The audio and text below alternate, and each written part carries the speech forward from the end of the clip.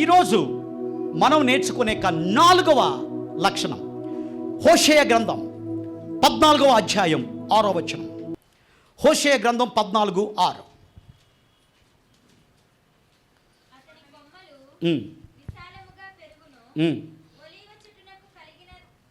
ఒలీవ చెట్టునకు కలిగినంత సౌందర్యము అతనికి కలుగును.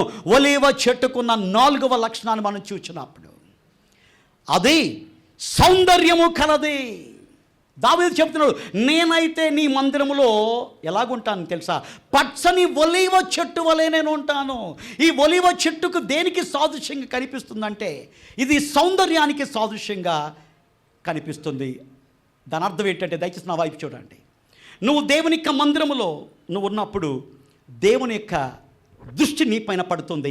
ఎప్పుడైతే దేవుని యొక్క తేజస్సు నీ పైన పడుతుందో నీ ఆత్మీయ సౌందర్యము బయటకు వస్తుంది. ఇక శారీరక సౌందర్యానికి మనం అనేకమైన ప్రయత్నాలు మనం చేస్తాం. అందుకనే అనేకమైన బ్యూటీ పార్లర్స్ ఎక్కువైపోయినాయి.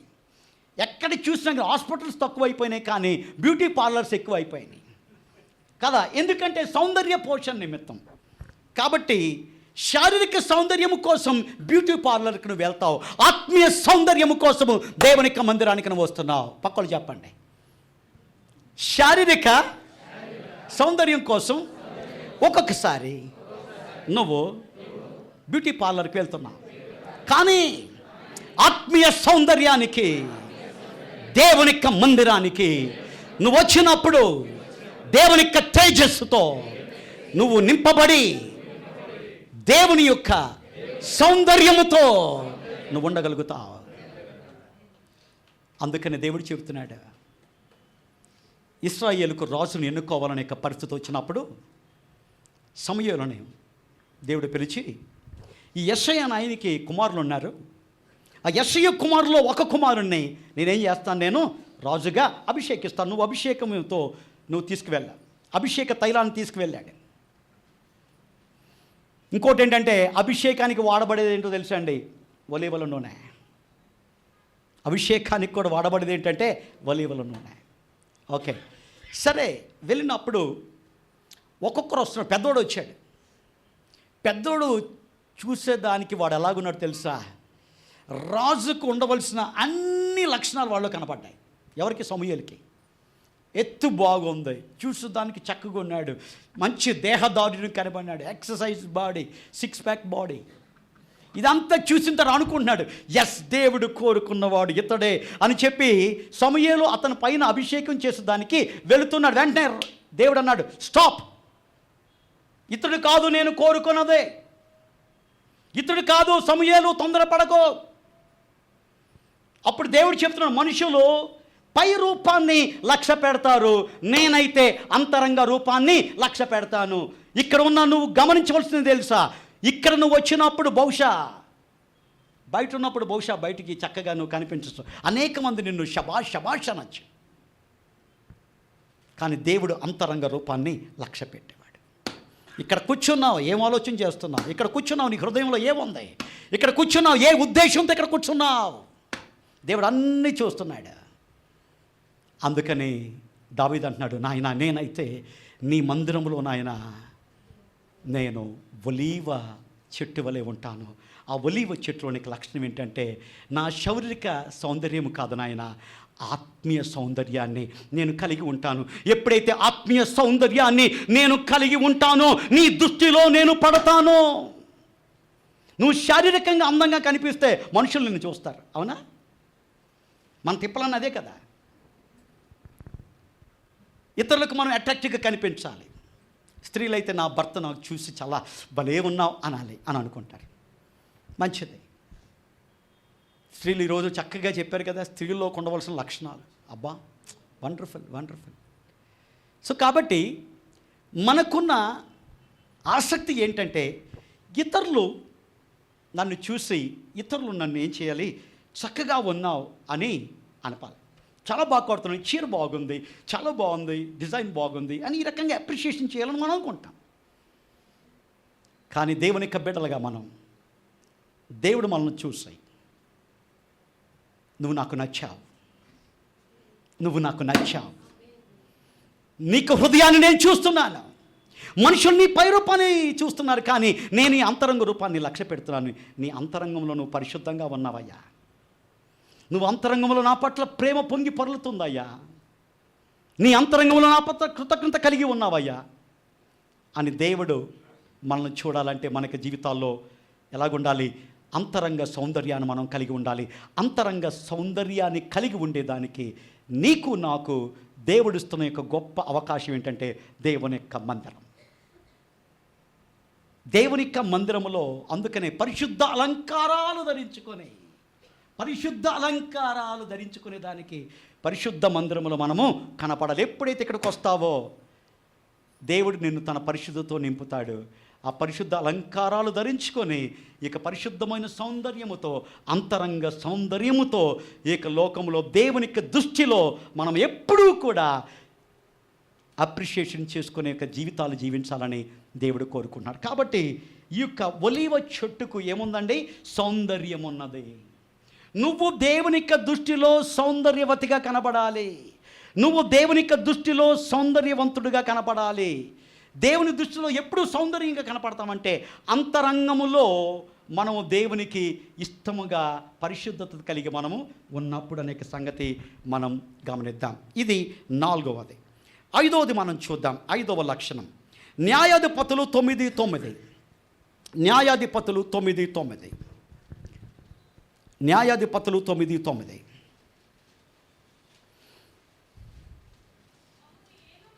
మమ్మును ఏలుమని ఒలీవ చెట్టు అడుగగా, ఒలీవ చెట్టు దేవునిని మానవులను దేని వలన నరులు సన్మానించుదురో ఆ నా తైలము ఇయ్యక చదువు. చెట్ల మీద రాజునై ఉండి ఇటు అటు ఊగుటకు నేను వచ్చేదనా అని వాటితో చెప్పాను. నా వైపు చూడండి. ఇక్కడ చెట్లన్నీ కలిసి వాటిపైన ఒక రాజుగా ఉంచేదానికి చెట్లు ఎన్నుకోవాలని చెప్పి ప్రయత్నాలు జరుగుతున్నాయి. అనేకమైన చెట్ల దగ్గరికి వెళ్ళినాయి. ఆ యొక్క చెట్లన్నీ కూడా ఏంటంటే రాదు, ఒలీవ చెట్టు దగ్గరికి వచ్చింది. ఆ ఒలీవ చెట్టు దగ్గరికి వచ్చి ఒలీవ చెట్టు ఇక లోకములో అన్ని చెట్లు కంటే నీకు ఒక గొప్ప ఘనత దేవుడిచ్చాడు. కాబట్టి నువ్వే ఈ చెట్లన్నిటి పైన అధికారిగా ఉండేదానికి, రాజుగా ఉండేదానికి నీకు అర్హత ఉన్నది. కాబట్టి నువ్వు రాజుగా ఉండు అని అన్నప్పుడు ఇక ఒలీవ చెట్టు అన్న మాటలు ఇది. నా పని ఏంటో తెలుసా? నా పని ఏంటి? దేవునిని, తర్వాత మనుషులను సన్మానించు పని, అంటే సంతోషపెట్టే పనే నా పని. దానికోసమే దేవుడు నన్ను పుట్టించాడు. దానికోసమే దేవుడు నన్ను కలుగ చేశాడు. దాని ద్వారా మాత్రమే దేవునికి నామము మహింపరచబడుతుంది. కాబట్టి దేవుడు నాకు ఉద్దేశించిన ఆ పనిని వదిలిపెట్టి నీ పైన రాజుగా ఉంచేదానికి నేను రావాలా? అది నేను రాను అని చెప్పింది. దీని ద్వారా మనం నేర్చుకోవాల్సింది ఏంటంటే పదవి వ్యామోహము లేని చెట్టు ఒలీవ చెట్టు. పక్కలు చెప్పండి. పదవి వ్యామోహము లేని చెట్టు ఒలీవ చెట్టు. ఏంటి దీని అర్థం? ఈ రోజుల్లో సంఘాల్లో మనం చూచినప్పుడు, బయట మనం చూచినప్పుడు పదవి కాంక్ష ఎక్కువైంది కదా. నేను దేవుడు పక్కనకి వెళ్ళాడు. దేవుని యొక్క ప్లేస్లో మనుషులు పెత్తనం చలాయించేదానికి ప్రయత్నం చేస్తూ ఉంటారు. దేవుడు ఒక్కడు మాత్రమే సంఘానికి నాయకుడిగా ఉండాలి. సంఘము పరిశుద్ధాత్మ దేవుని యొక్క ఆధీనంలో ఉండాలి.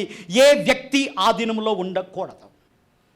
ఈ రోజులో మనం గమనించినప్పుడు పదవీ వ్యామోహం, ఆ పదవీ వ్యామోహం వలన అనేక రకాలుగా సాతాను మన యొక్క జీవితాలను వాడేం చేస్తున్నాడంటే దారి తప్పిస్తున్నాడు. అపొస్తలుడైన పౌలు చెప్తున్నాడు, నా మట్టుకైతే బ్రతుకుట క్రీస్తాయి, నేను క్రీస్తు కోసం బతుకుతాను, క్రీస్తు నామము నా ద్వారా మహింపరచబడాలి, క్రీస్తు నాకు ఎందుకు ఏ పని అప్పగించాడో ఆ పనిని క్రీస్తు ముఖము చూసి నేను చేయాలి. నా ఘనత నిమిత్తం కాదు, నాకున్న ఆ యొక్క పేరు ప్రఖ్యాతల కోసం కాదు, ఆ పేరు కోసం కాదు, నేను ఏది చేయను, దేవుని కోసం నేను చేస్తాను. కాబట్టి ప్రభునందు ప్రియులారా, దేవుని కోసం మనం ఏది చేసినా నాకు గుర్తింపు ఉంటే నేను చేస్తాను అనే పద్ధతి, అది లోక పద్ధతి. బైబిల్ పద్ధతి ఏంటంటే, ఈ యొక్క దావీదు మహారాజు, నేనైతే నా దేవునికి మందిరంలో పచ్చని ఒలీవ చెట్టు వలె ఉంటాను, నేను రాజునని అహంకారంతో నేను ఇక్కడ ఉండను, దేవునికి మందిరంలో నా పదవిని నేను చూపించను, నా యొక్క దేవుని యొక్క మందిరంలో దేవుని ఆరాధించేదానికి నేను వస్తాను, దేవునిలో బలపడేదానికి వస్తాను, దేవుని స్తుతించేదానికి వస్తాను, దేవునికి ప్రార్థన చేసేదానికి వచ్చాను, దేవుని బలపరిచేదానికి నేను వస్తాను. ఆ యొక్క దేవుని ద్వారా నా యొక్క జీవితాన్ని సరిచేసుకొని ఆ యొక్క దేవునికి రాకడలో ఎత్తబడే గుంపులో ఉండేదానికే దేవుని యొక్క మందిరానికి నేను వస్తాను తప్ప నా పదవిని, నా యొక్క గొప్పతనాన్ని చూపించేదానికి దేవుని యొక్క మందిరానికి నేను రాను. కాబట్టి మన యొక్క జీవితాల్లో దేవుడిస్తున్న 5వ లక్షణం, పదవి వ్యామోహం లేని చెట్టు. ఏదైనా గుర్తింపు ఉంటే నేను పని చేస్తాను, నాకేం లేదు కాబట్టి నేనేం చేయను, అది లోకం సంబంధించింది. దేవుని యొక్క మందిరంలో దేవుడు నిన్ను పిలిచాడు, నువ్వు ఏది చేసినా దేవుని కోసం చేస్తున్నా, నీ మహిమ నిమిత్తం కాదు, నీ పేరు ప్రఖ్యాతల కోసం కాదు. సమస్త మహిమ ఘనత ప్రభావం దేవునికే చెల్లును కాక. నేను దేవుని కోసం చేస్తున్నాను అనే యొక్క భావం నీలో ఉన్నట్లయితే నువ్వు దేనికి కూడా నువ్వు వెనకంజ వేయవు, ముందుకు కొనసాగుతావు. కారణం ఏంటంటే దేవుడు నిన్ను నడిపిస్తాడు, అంతం వరకు ఆయన నిన్ను నడిపిస్తాడు. నీకు నువ్వు నడిపించుకోలేవు, నాకు నేను నడిపించుకోలేను. మనందరిని నడిపించేదానికి నాయకుడిగా యేసయ్య మనకున్నాడు. కాబట్టి మన యొక్క జీవితాల్లో గుర్తింపు కోసం ఏది చేయొద్దు, పదవి వ్యామోహంతో ఏది మనం చేయొద్దు. దేవుడే ఈ యొక్క సంఘానికి నాయకుడిగా ఉండాలి, దేవుడే ప్రభువుగా ఉండాలి, దేవుడే రాజ్యమేలాలి. అప్పుడు అది దైవ చిత్తానుసారమైన సంఘంగా ఉంటుంది, దైవ చిత్తానుసారంగా కుటుంబంగా ఉంటుంది, దైవ చిత్తానుసారంగా ప్రతిదీ కొనసాగుతుంది. అలాంటి కృపను దేవుడు మనకిచ్చి నడిపించునుగాక. ఆమెన్. సో కాబట్టి ఒలీవ చెట్టుకున్న 4వ లక్షణం ఏంటంటే, ఒలీవ చెట్టుకి ఏముంది? సౌందర్యం ఉన్నది. ఒలీవ చెట్టుకున్న మరి ఒక లక్షణం ఏంటంటే, అది పదవి వ్యామోహము లేని చెట్టు. 5వది ఆఖరిది మనం చూసినప్పుడు కీర్తనలు 128 3వ వచనం. కీర్తనలు 128 3వ చరణం. నీ భార్య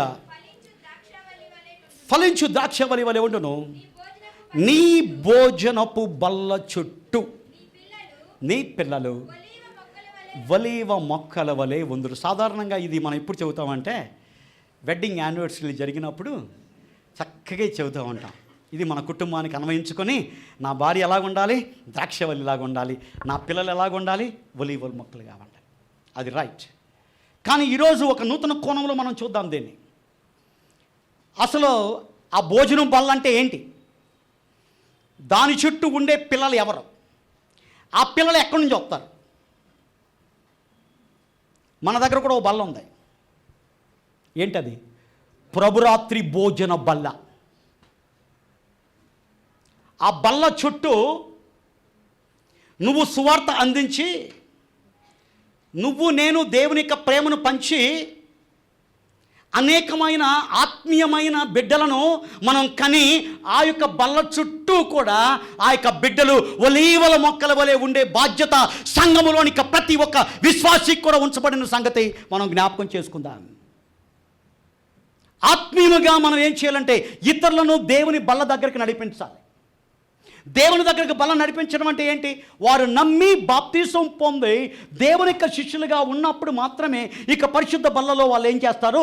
ప్రవేశించగలుగుతారు. నువ్వు రక్షించబడ్డావు, నేను రక్షించబడ్డాను. కానీ మన బాధ్యత ఏంటో తెలుసా? దేవుని యొక్క మందిరంలోని యొక్క భోజనపు బల్ల చుట్టూ మన పిల్లలతో పాటు అనేకమైన వారిని యేసు ప్రభు యొక్క సువార్తను వారికి చెప్పి, యేసు ప్రభు యొక్క ప్రేమను వారికి తెలియచేసి, యేసు ప్రభు దగ్గరకు వారిని నడిపించే ఒక అద్భుతమైన ఆత్మీయ తండ్రిగా, ఆత్మీయ తల్లులుగా ఉండాలని దేవుడు మనల్ని ఏం చేస్తానంటే కోరుకుంటున్నాడు. ఆ బాధ్యతను మనం విస్మరిస్తున్నాం. కాబట్టి ఒలీవ చెట్టు కొన్నదేంటంటే ఆ యొక్క భోజనపు బల్ల చుట్టూ మీ పిల్లలు ఒలీవల మొక్కల వలె ఉంటారు. వాళ్ళు రావటమే కాదు, స్థిరముగా దేవునిలో వాళ్ళు ఏం చేస్తారు, సదాకాలము దేవునిలో వాళ్ళు ఉంటారు. కొంతమంది దేవుని దగ్గరకు కొన్ని శారీరకంగా తీర్చుకునే దానికి వస్తారు. శారీరకమైన వాటిని తీర్చుకునే దానికి కాదు, సంఘం ఉన్నది, దేవుడు ఉన్నది. శారీరకంగా తీర్చుకునే దానికి అనేకమైన ఫెసిలిటీస్ ఉన్నాయి. ఆత్మీయముగా అవసరతలు తీర్చుకునబడేదానికి దేవుడు మందిరాన్ని మనకిచ్చాడు. యేసయ్య కూడా ఏం చెప్పాడో తెలుసా, నేనే మార్గమును సత్యమును జీవమునై ఉన్నాను, నా ద్వారా తప్ప ఎవడు తండ్రి యొద్దకు వెళ్ళలేడు. యేసయ్య లోకానికి ఎందుకు వచ్చాడో తెలుసా, మనం రక్షించేదానికి ఇక లోకానికి వచ్చాడు. ఆయన చేసిన పని ఆయన చేశాడు. మన కోసం స్థలం సిద్ధపరుస్తున్నాడు, మన పైన బాధ్యత ఉంచాడు.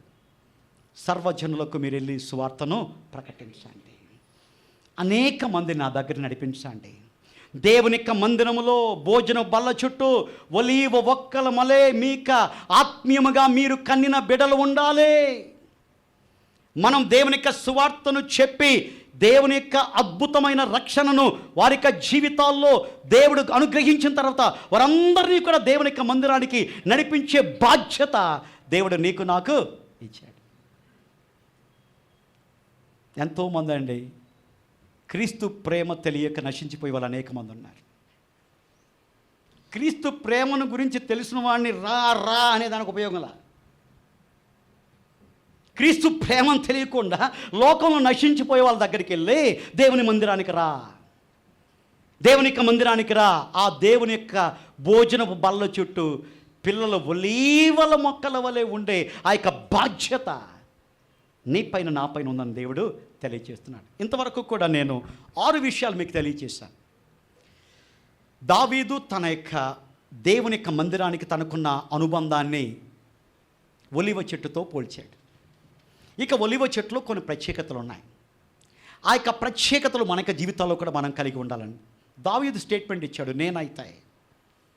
ఆ దావీదు యొక్క ప్లేస్లో మన కొరకు పేరు పెట్టుకుందామా, నేనైతే నా దేవుని మందిరంలో పచ్చని ఒలీవ చెట్టు వలె నేను ఉంటాను. ఒక స్టేట్మెంట్ మాత్రమే కాదు, దానికి తగ్గట్టు మనం ఏం చేయాలంటే ఈ రోజు నుంచి మనం జీవితం. మొదటిది, ఒలీవ చెట్టుకు మరణము లేదు. అంటే దేవుని యొక్క మందిరపు సహవాసాల్లో నువ్వు రాకుండా ఉన్నట్లయితే నువ్వేం చేస్తావు, మరణించిన వ్యక్తివే.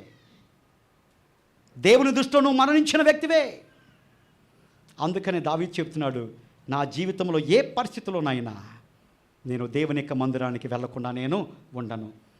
జనులు నా దగ్గరకు వచ్చి దేవుని యొక్క మందిరానికి వెళదామని జనులు నాతో అన్నప్పుడు నేనేం చేశాను, సంతోషించాను. నాకు అదే కావాలి. నా యొక్క రాజ్య సింహాసనం పైన కూర్చున్నప్పుడు నేను పొందే ఆనందం కంటే నీ సన్నిధానంలో నాయన నిన్ను ఆరాధించేటప్పుడు నాయన నీతో గడిపినప్పుడు నా యొక్క జీవితంలో అది నాకు నిజమైన ఆనందం కలుగుతుంది. కాబట్టే నీ మందిరానికి వెళ్తాను. నేను ఏ పరిస్థితులు నాయన నీ మందిరానికి వెళ్ళనీయకుండా నన్ను ఆపల్లే. ఆ యొక్క స్టేట్మెంట్ నువ్వు తీసుకున్నట్లయితే దేవుని మందిరంలో పచ్చని ఒలీవ చెట్టు వలె మనం ఉన్నట్ల. రెండోది, అన్నీ బాగున్నప్పుడు దేవుని దగ్గర రావటం కాదు. నీ జీవితంలో యోబు వలె ఉన్నప్పుడు, యోబు లాంటి పరిస్థితి వచ్చినప్పుడు పాడతాం కదా, నాకేమున్నా లేకున్నాను నీ సన్నిధిలో యోబు వలె స్తుతించెదను. కాబట్టి నాకేమున్నా లేకపోయినా నీ సన్నిధానంలో నేను ఉంటాను నాయన. ఎవరు ఏమనుకున్నా నీ సన్నిధానంలో నేను ఉంటాను నాయన. ఎందుకంటే దేవునికి మందిరానికి వచ్చేది మనుషుల కోసం కాదు. దేవునికి మందిరానికి నేను వచ్చేది నీ కోసం నాయన. నిన్ను ఆరాధించేదానికి వస్తున్నాను, నిన్ను గణపరిచేదానికి వస్తున్నాను, నిన్ను నాయన మహింపరిచేదానికి వస్తున్నాను. కాబట్టి నేను ప్రతి సీజన్లో కూడా ఏం చేస్తాను, నేను ఫలిస్తాను. క్రిస్మస్ క్రైస్తవులుగా ఉండొద్దు, ఈస్టర్ క్రైస్తవులుగా ఉండొద్దు, పామ్ సండే క్రిస్టియన్స్గా ఉండొద్దు, లెంట్ సీజన్ క్రిస్టియన్స్గా ఉండొద్దు. ఆల్ సీజన్ క్రిస్టియన్స్గా మనం ఉండాలని దేవుడు కోరుకుంటున్నాడు. అందుకని ఎప్పుడు చెబుతా ఉండు కదా, సండే క్రిస్టియన్స్గా ఉండొద్దు, ఇయర్లీ క్రిస్టియన్స్గా ఉండొద్దు, మంత్లీ క్రిస్టియన్స్గా ఉండొద్దు, డైలీ క్రిస్టియన్స్గా మనం ఉందాం. అనుదినము కూడా దేవునితో మనం ఏం చేద్దాం, సాగిపోదాం. మూడవది మనం చూసినప్పుడు ఏంటంటే మూడవది నూనె గురించి ఆల్రెడీ మనం చెప్పాం. అయ్యగారు వందనాలు. తర్వాత నాలుగో సంగతి మనం చూసినప్పుడు ఒలీవ చెట్టుకు ఏముంది, సౌందర్యం ఉన్నది. ఏంటి ఆ యొక్క సౌందర్యం? బాహ్య సౌందర్యం కాదు, అంతరంగ సౌందర్యాన్ని మన జీవితాలు మనం కలిగి ఉండాలి. దేవుడు నిన్ను చూస్తున్నాడు, మనుషుల కళ్ళును కప్పచ్చు, కానీ దేవుడు హృదయ అంతరంగములను ఎరిగిన దేవుడు, హృదయములను పరిశోధించే దేవుడు. దేవుడు నిన్ను పరిశీలన చేస్తున్నప్పుడు ఆయనకు నీలో ఏం కనబడుతుంది? చక్కగా కనపడుతున్నావా? దేవుడు పరిశుద్ధుడు, నీలో పరిశుద్ధత కావాలని ఆయన నిన్ను చూస్తున్నాడు. పరిశుద్ధత లేకుండా ఎవడు దేవుణ్ణి చూడడు. బాహ్య సౌందర్యము కాదు దేవునికి కావాల్సింది, అంతరంగ సౌందర్యము దేవునికి కావాలి. అంతరంగ సౌందర్యాన్ని పెంపొందించేదానికే దేవుడు ఇలాంటి మందిరాలు మనకిచ్చాడు, ఇలాంటి సహవాసాలు మనకిచ్చాడు, ఇలాంటి దేవుని యొక్క ప్రశస్తమైన జీవము కలిగిన వాక్యాన్ని దేవుడు తన కృపతో మనకు దయచేశాడు. ఐదవది, పదవి వ్యామోహముతో ఉండద్దు, పదవి కాంక్షను కలిగి ఉండద్దు. ఒలీవ చెట్టు పదవి వ్యామోహము లేని చెట్టు. నాయన, ఎవరు నన్ను గుర్తించినా గుర్తించకపోయినా నాకు అవసరం లేదు, నువ్వు నన్ను గుర్తించాలి. నీ కనుదృష్టిలో నేను ఉండాలి నాయన. నీ చేత నాయన బల నమ్మకమైన మంచి దాసుడా అని నీ చేత నేను పొగడించుకోవాలి. ఇక లోకంలోని పొగడ్తలు నాకొద్దు, ఇక లోకంలోని పల్లకీల మూత నాకొద్దు నాయన. ఈ లోకంలో నేను అణిగి ఉంటాను, నువ్వు నన్ను చూస్తే చాలు నాయన. నమ్మకముగా నాయన నీలో ఉండే కృప నాకు దయచేయి. అలాంటి యాటిట్యూడ్ నువ్వు కలిగినట్లయితే నీ జీవితంలో పదవి ఉన్నప్పుడు మాత్రమే కనపడతాం కాదు, పదవి లేనప్పుడు కూడా, గుర్తింపు ఉన్నా గుర్తింపు లేకపోయినా ఇది దేవుని యొక్క పని, నా యొక్క చేత నైంత ఎక్కువగా దేవుని యొక్క మహిమార్థం ఇక పని చేస్తానని తీర్మానం మనం తీసుకుంటాం. ఆఖరిగా మనం చూసింది ఇది ఫలించు చెట్టు. దాంట్లో ఏ ఫలాలో తెలుసా? ఇతరులను దేవుని కోసం మనం కనేవారిగా మనం ఉండాలి. ఇంట్లో భోజనం బల్ల చుట్టూ నీ పిల్లల ఒలీవ మొక్కల వలె ఉన్నట్లు దేవుని యొక్క మందిరములో, అంటే దేవుని యొక్క గృహములో, అంటే దేవుని యొక్క ఇంటిలో ఉండే ఈ యొక్క భోజనం అనేక మంది ఆత్మీయ బిడ్డలను మనం ఏం చేయాలి? పోగు చేయాలి. ఆ రకంగా పోగు చేయాలంటే నశించు వారి పట్ల మనకేంటంటే బాధ్యత కలిగి ఉండాలి. ఎవరైతే దేవుని దగ్గరకు రాకుండా నశించిపోతున్నారో దేవునికి సువార్తను ప్రకటించేవారిగా ఉండాలి. ఆ సువార్త ద్వారా దేవుడు వారిని ఆకర్షించి మనవలే వారు కూడా దేవుని యొక్క మందిరములో భోజనపు బల్ల చుట్టూ ఒలీవల మొక్కల వలె దేవుని యొక్క రాజ్యములో సదా వారు ఉండగలిగే రకంగా సంఘముగా, విశ్వాసులుగా ఆ యొక్క కర్తవ్యాన్ని మనం చేసేదానికి పరిశుద్ధాత్మ దేవుడు మనకు సహాయం చేయును కాక. ఆమెన్.